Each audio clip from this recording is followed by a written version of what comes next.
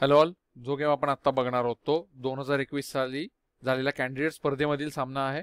खेळणारे खेळाडू आहेत पांढऱ्या बाजूला व्हँग हाओ आणि काळ्या बाजूला इयन नेपोनिशी. तर हा देखील एक अतिशय अमेझिंग गेम आहे जो तुम्हाला डेफिनेटली आवडेल.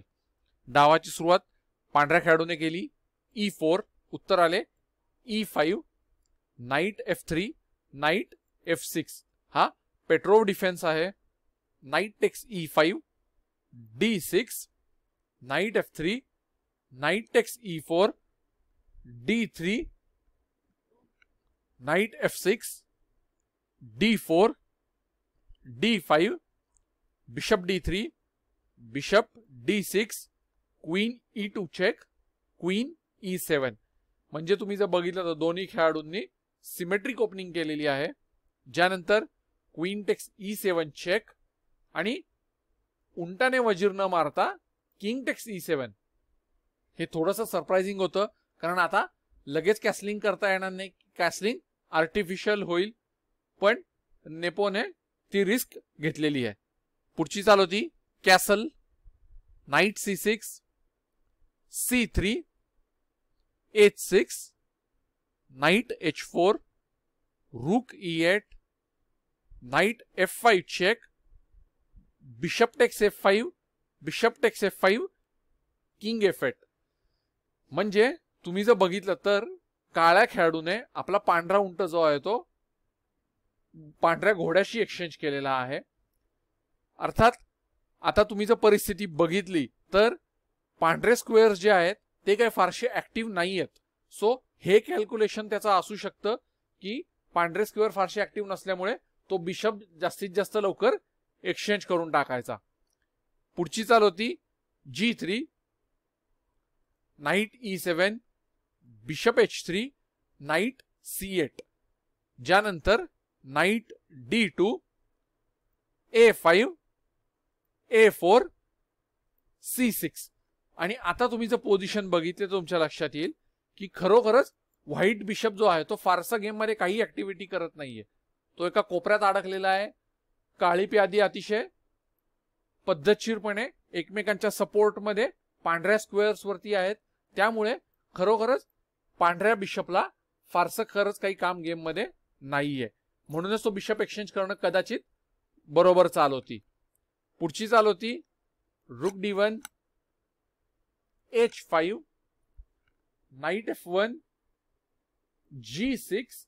आणि काळ्या खेळाडूने तुम्ही बघितलं तर A5 प्यादा सोडलं तर सर्व प्यादी पांढऱ्या घरात आणलेली आहेत. बिशप जो आहे तो पूर्णपणे ब्लॉक करून टाकलेला आहे. पुढची चाल होती F3, night B6, B3, king G7, king F2, night B2 D7, bishop G5, night F8, रूक E1, नाईट E6. आणि नाईट E6 चाल खेळून पांढऱ्या खेळाडूच्या काळ्या उंटावरती अटॅक केलेला आहे. म्हणून बिशप E3, रूक A2 C8, bishop D2, C5. म्हणजे जर तुम्ही परिस्थिती पाहिली तर ही पोझिशन जी आहे ती काहीशी लॉक पोझिशन आहे. दोन्ही खेळाडूंनी कुठलेही अननेसेसरी अटॅक किंवा अननेसेसरी रिस्क घेतलेल्या नाहीयेत. चाली बघितल्या तर चाली देखील खरोखरच सिंपल आहेत. कुठली तरी फार काहीतरी कॉम्प्लिकेटेड चाल खरोखरच नाहीये. पण एकंदरीतच ही पोझिशन पाहता दोन्ही खेळाडूंची पोझिशन आहे ती इक्वल आहे. आणि आता C5 या चालीनंतर काळा खेळाडू तुम्ही बघितलं तर पॉन एक्सचेंजची ऑफर करतोय. या परिस्थितीमध्ये D takes C5, bishop takes C5 check ही चाल खेळली गेली. King G2, bishop B6. तुम्ही बघितलं तर काळा बिशप जो आहे त्याने अतिशय महत्वाचा असा G1 A7 डायगोनल जो आहे तो आता कव्हर केलेला आहे. ज्यानंतर रूक A2 B1, रूक C6, B4, नाईट C7. तुम्ही जर बघितलं तर नाईट C7 खेळण्याऐवजी B4 नंतर लगेचच प्यादं मारलं जाऊ शकत होतं. पण प्रॉब्लेम असा होता की समजा प्यादं मारलं असतं तर कदाचित पांढऱ्या खेळाडूने हत्तीने प्यादं मारलं असतं, उंटावरती अटॅक होता आणि एक हत्ती जो आहे त्याला कायम उंटाला सपोर्ट करावं लागलं असतं. कारण जर हत्ती किंवा उंट हलवला तर तुमच्या लक्षात येईल की लेट्स से हत्ती बाजूला घेतला एक रॅन्डम चाल, तर हे मोठं ब्लंडर होईल, उंट मारला जाईल. मग रूक टेक्स B4 नंतर ते नको म्हणून समजा उंट हलवला तर तुमच्या लक्षात येईल की प्यादं मारलं जाईल. म्हणजेच हे असं जर व्हेरिएशन झालं असतं तर पांढऱ्या खेळाडूची पोझिशन ही काहीशी स्ट्रॉंग झाली असती. म्हणूनच B4 नंतर काळ्या प्यादाने पांढरं प्यादं मारलं नाही. नाईट C7 ही लॉजिकल मूव्ह खेळलेली आहे. पुढची चाल होती रूक text E8, night text E8 म्हणजे रूक देखील एक्सचेंज केला. B takes A5, bishop takes A5. म्हणजे तुम्ही जर आता बघितलं तर बिशप टेक्स A5 ही चाल खेळून ए कॉलम जो आहे तो ब्लॉक ठेवलेला आहे, पण आता बी कॉलम जो आहे तो ओपन झालेला आहे आणि रूक टेक्स B7 ही एक्सपेक्टेड चाल पांढऱ्या खेळाडूने खेळली. या परिस्थितीमध्ये काळ्या खेळाडूची चाल होती नाईट D6. त्याने हत्तीवरती अटॅक केला. एक व्हेरिएशन असंही आहे की समजा रूक टेक्स B7 यानंतर काही लोकांना असं वाटू शकेल की एक छोटी ट्रिक म्हणून D4 चाल खेळावी, जेणेकरून जर प्यादाने प्यादं मारलं तर कदाचित उंट जो आहे तो उंटाला मारेल आणि पांढरा खेळाडू घोड्याने उंट मारू शकत नाही, कारण जर उंट मारला तर रूक C2 ही चाल येईल आणि तुम्ही बघितलं तर घोड्याला कोणाचाही सपोर्ट नाही, तो तिथून हलू शकत नाही आणि म्हणून तो मारला जाईल. पण अर्थातच D4 ही चाल खेळल्यानंतर पांढऱ्या प्यादाने काळं प्यादं मारणं हे किती रिस्की आहे हे पांढऱ्या खेळाडूला देखील माहीत होतं. तो देखील ग्रँडमास्टर आहे. हे अशा ट्रिक्स ज्या आहेत हे त्यांना डेफिनेटली माहिती असतात. म्हणून त्याने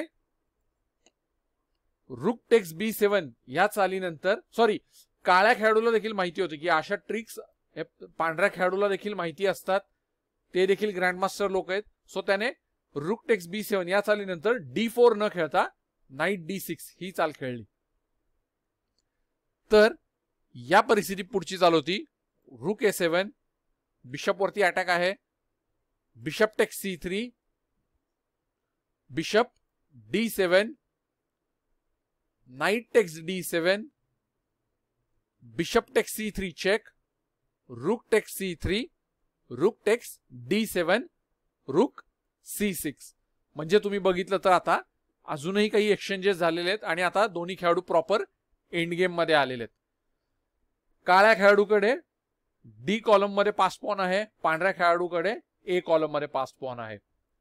या परिस्थितीमध्ये पुढची चाल होती रूक E7, रूक C2 check, king G1, D4 आणि काळ्या खेळाडूने प्यादा पुढे ढकलायला सुरुवात केली. रूक D7, घोड्यावर अटॅक आहे, घोडा बाजूला गेला तर प्यादावरही अटॅक होऊ शकतो, पण नाईट F5 आता प्यादा वाचवलेला आहे. सो A5 पांढरा खेळाडू प्यादा पुढे ढकलतोय. रूक A2, रूक A7. पण ही जी परिस्थिती आहे ही तुम्ही बघितलं तर आता काळ्या खेळाडूच्या थोडी फेवर मधली एक, कारण पांढऱ्या खेळाडूचं पास पॉन जे आहे त्याच्या मागे काळा हत्ती आहे, ते पुढे जाऊन वजीर बनायला लागलं तर हत्ती ते डेफिनेटली मारू शकतो. आणि दुसरीकडे पांढऱ्या हत्तीला कंपल्सरी ए कॉलम मधून बाजूला जावं लागेल, नाहीतर पांढरा पास पॉन पुढे जाणारच नाही. सो या परिस्थितीत पुढची चाल होती किंग F6. काळा खेळाडू आता आपला राजा गेम मध्ये आणतोय. A6, H4 आणि H4 देखील एक अतिशय अमेझिंग किंवा एक छोटीशी ट्रिक म्हणू शकतो. जर या परिस्थितीमध्ये पांढऱ्या खेळाडूने काळं प्यादं मारलं तर प्रॉब्लेम असा होईल की नाईट टेक्स H4 ही चाल येईल. तुमच्या लक्षात येईल नाईट टेक्स H4 नंतर आता जे F3 प्यादा आहे त्याच्यावरती अटॅक आहे, ते वाचवायला कोणाचाही सपोर्ट नाहीये. घोडा जो आहे तो D2 वर येऊन सपोर्ट देऊ शकत नाही, कारण ते हत्तीने कव्हर केलेला आहे. म्हणून कंपल्सरी राजाने जर सपोर्ट द्यायचा प्रयत्न केला तर राजा देखील कोपऱ्यात अडकलेला आहे, सेकंड रो मध्ये येऊ शकत नाही, म्हणून कंपल्सरी प्यादा पुढे घ्यावं लागेल.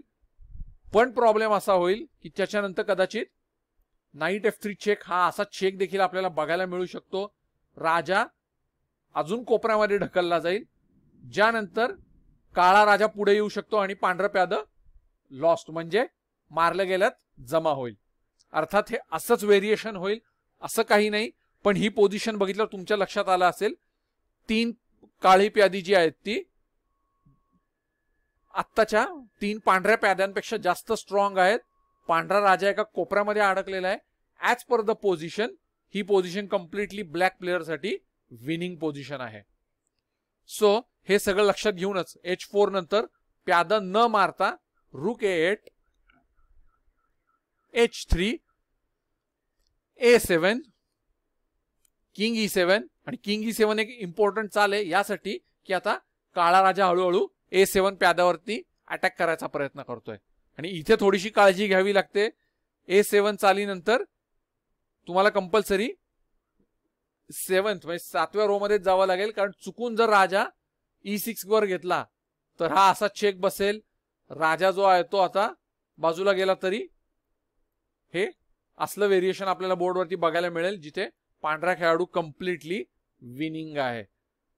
तर हे लक्षात घेऊनच A7 नंतर किंग E7, G4, आता G4 प्याद्यावर अटॅक केला, पण नाईट D6, रूक B8, रूक टेक्स A7, रूक B4, D3, कारण तुम्ही बघितलं तर रूक B4 या चालीनंतर घोडा जो आहे तो काळ्या प्याद्याला सपोर्ट करू शकत नाही, हत्ती देखील सपोर्ट करू शकत नाही, म्हणून कंपल्सरी D3, ज्यानंतर रूक B3 ही चाल खेळावी लागली जेणेकरून अजूनही हत्ती सपोर्ट देऊ शकत नाही. रूक A2, रूक text D3, night C4, night G3, रूक G2 check, king H1, king F8, शांतपणे काळा राजा मागे घेतला. तुम्ही बघितलं तर पांढरा राजा पूर्णपणे एका कोपऱ्यामध्ये अडकलेला आहे. रूक C3, नाईट B2, रूक C8 चेक, किंग G7, ज्यानंतर रूक D8 आणि रूक D8 इम्पॉर्टंट चाल यासाठी आहे की या चालीमुळे D1 आणि D3 हे 2 स्क्वेअर जे आहेत ते घोड्याचे दोन्ही स्क्वेअर उंटाने कव्हर केलेले आहेत. कारण प्रॉब्लेम असा आहे की किंग G7 यानंतर समजा एक रॅन्डम चाल म्हणून लेट्स से रूक C7 खेळली, प्यादावर अटॅक केला, तर काळा घोडा जो आहे तो D3 किंवा D1 वर येऊ शकतो आणि तुमच्या लक्षात येईल की आता चुकून अजून काही जर वेगळी चाल खेळली, लेट्स से हत्ती बाजूला घेतला, तर हा अशा प्रकारचा चेकमेट बोर्डवरती होईल. मग तुम्हाला नाईट D3 या चालीनंतर कंपल्सरी नाईट E4 चाल खेळावी लागेल आणि हा अतिशय महत्वाचा असा F2 स्क्वेअर जो आहे तो कायम अंडर प्रोटेक्शन ठेवावा लागेल. त्यामुळेच लगेचच काही आता या परिस्थितीमध्ये चेकमेट नाहीये, पण ही पोझिशन बघा पांढरा खेळाडू अडचणीत आहे. चेस इंजिनची रेकमेंडेड चाल आहे की रूक A2 ही खेळायला हवी. या परिस्थितीमध्ये रूक A2 जास्त फायदेशीर आहे. तर ही जी पोझिशन असली असती ही पोझिशन पूर्णपणे काळ्या खेळाडूच्या फेवर मधली असली असती आणि आता प्रॉब्लेम असा झालेला आहे की पटकन राजा जो आहे तो बाजूला कुठे हलवताही येणार नाही, कारण पांढरा स्क्वेअर प्यादाने कव्हर केलाय. तो काळ्या घरात जरी आला तरी प्रॉब्लेम आहे, हा अशा प्रकारचा चेक बसेल. राजा पांढऱ्या किंवा काळ्या घरात येऊ शकत नाही आणि हा अशा प्रकारचा चेकमेट आपल्याला बघायला मिळू शकतो. अर्थात हा होईलच असं काही नाही, पण जर किंग G7 नंतर रूक D8 चाल खेळली नसती तर घोडा ऍक्टिव्हेट झाला असता आणि काय होऊ शकतं हे आपण बघितलं. या परिस्थितीमध्ये पुढची चाल होती रूक F2. आता प्यादावरती अटॅक केलेला आहे. किंग G1, रूक टेक्स F3, नाईट E4, रूक E3, घोड्यावर अटॅक केला, नाईट G3, रूक A3 आणि ही चाल खेळल्यानंतर पांढऱ्या खेळाडूने आपली हार मान्य केली. कारण मल्टिपल फॅक्टर आहेत. काळ्या खेळाडूकडे एक प्यादा एक्स्ट्रा आहे, त्याचप्रमाणे त्याचा राजा कोपऱ्यामध्ये अडकलेला आहे. दुसरीकडे काळा खेळाडू जो आहे तो गरज पडली तर मटेरियल एक्सचेंज करू शकतो आणि जे एक्स्ट्रा प्यादा त्याच्याकडे आहे त्या प्यादाच्या मदतीने तो गेम जिंकू शकतो. खूप वेगवेगळी व्हेरिएशन होतील. कदाचित अजून 50-100 चाली हा डाव चालेल. पण ॲज पर द पोझिशन काळा खेळाडू विनिंग पोझिशन मध्ये आहे आणि म्हणूनच ही चाल खेळल्यानंतर रुक A3 ही चाल खेळल्यानंतर पांढऱ्या खेळाडूने आपली हार मान्य केली. तर अशा प्रकारे इयन नेपोनिशीने हा गेम जिंकला आणि कॅन्डिडेट स्पर्धेमध्ये नेपोनिशी अजूनही टॉपर आहे. 2 नंबरवर आहे अनिश गिरी, ज्याने देखील गेले काही गेम्स हे अतिशय अमेझिंग पद्धतीने जिंकलेले आहेत.